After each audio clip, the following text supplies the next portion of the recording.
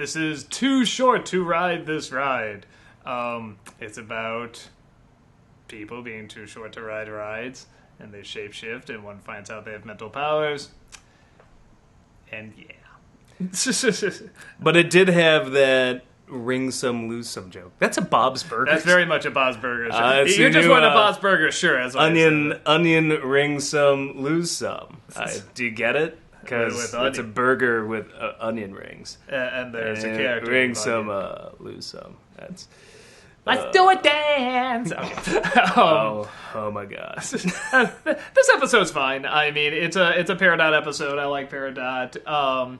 You know, that every time I see her, I always forget just how bright that green is. It's Clods. like just... Clods! It's just like a punch in the eye of green, but I really like it. It just so stands out.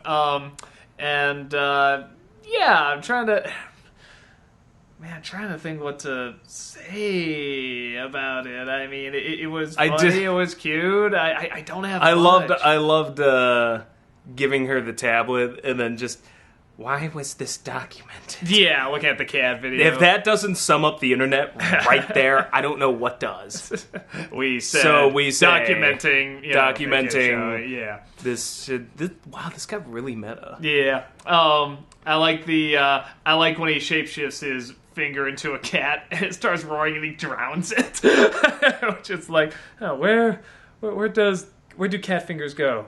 No, after they die. Being too short to ride reminds me of the time when I was at Six Flags and I couldn't get on the Shockwave, which was this 7-looping roller coaster that was like 160 feet tall and absolutely insane. And so basically I just shoved toilet paper in my shoes to give me the extra like inch of height. Yeah, that's right. Yeah. That's kind of what everybody And yet did, somehow I didn't become a statistic. Go 80s! Yeah, it definitely had sort of a Big vibe, the movie Big. I think every kid goes through that at some point where they're too short for the ride and it's like, a son of a bitch. Yeah, not everybody grows into it either, so that kind of sucks. Poor Peridot. Yes, but Clods. Yeah, I feel like the past couple episodes are kind of showing like the new powers and abilities they can do, which is kind of exciting because it's like, okay, where are they gonna use this? Where is this gonna come into play? On the one hand, it was a bit of a mixed message. Like, you don't get it, Peridot. We like you for who you are. And now you have mental powers. Yeah. I'm like, well, that kind of was a cool message, but I feel it was muted a little bit by the fact that they just gave her powers then. Like, yeah, So I'm kind of, I mean, it's cool that Peridot has powers, because I like Peridot, but at the same time, I'm like, it was weird to have that whole message, and then all of a sudden it's like, boom, she's got telekinesis. It's kind of like those, I don't know, I think these shows are still around, sort of like not Ricky Lake. Who was it? Sally Jesse Raphael. That was one where it'd always be like, they take these, these girls that are traditionally not very good looking, and they just be like, when will they learn that it's not about what's on the outside, it's about what's on the inside that's beautiful. Now let's give her a makeover! And it's like, what's this? You totally destroyed your message! Those shows are awful. They are awful. All I remember about Sally Jesse Raphael is the big giant red glasses. And she always reminded me of that teacher you never wanted to choose.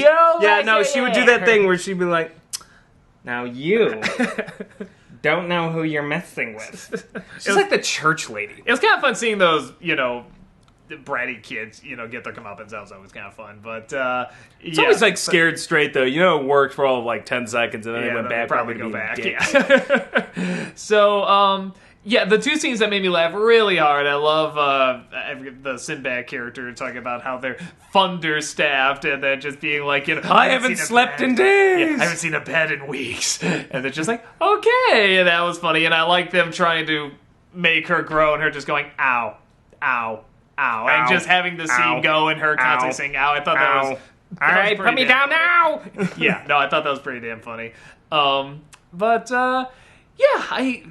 Like I said, I don't have a ton. I mean, it's fine. It was totally, a fun little episode. I just can't think of a ton to say. I would have liked if they delve a little bit more into the whole, because... No, don't set the coaster on fire. I just avoided that last lawsuit. I like I was kind of liking where they were going with Amethyst talking about, like, hey, we like you for who you are and stuff like that. And she's just on the computer, she's on the tablet, she's not listening. And, will you look at me? Will you look at the world that's going on around you? And she's just obsessed with the tablet and stuff. I like anything that can kind of show, you can get too addicted to that stuff. And it's probably a bigger problem than social media and the internet is an addiction. Yeah, you don't say. I like stuff that can show like it's good. It's a tool and it's changed a lot of lives. But it's like anything, it can be an addiction, and you need to go outside. You need to get wet. This is why Pokemon Go really is a good thing. I mean, I like that it's getting people outside and socializing and stuff. Because you can just going outside, socializing, robbing each other, beating each other up, all to get the most Pokemon. Yeah, it's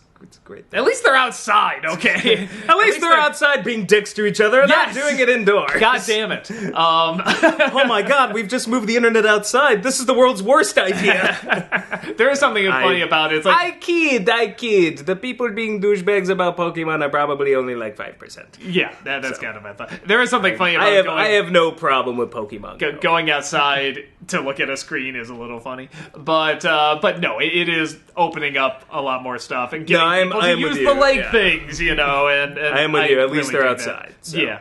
And socializing. Apparently people really socialize with this stuff, and it gets them to open up, and it's like that's all phenomenal. Well, and socializing over a game, not just screaming at each other in the comments section on YouTube or Facebook. But again, it's face Tumblr to friggin' face. I think you really need that interaction, and I think that's the thing. Like, pushing that further away so they can have the anonymity. Well, that's the thing. The anonymity is great for cowards. Like, it's basically like, I can say whatever I want on Facebook or YouTube, and nobody knows who I am. Like, you bring these same people out into public, and all of a sudden, like, when it's face-to-face, watch what happens. Yeah, no, I always say, if you could see, like, a lot of these trolls and these people, if you could actually see their lives, you wouldn't be getting in arguments with them. You wouldn't even be, like, offended. It wouldn't be worth it.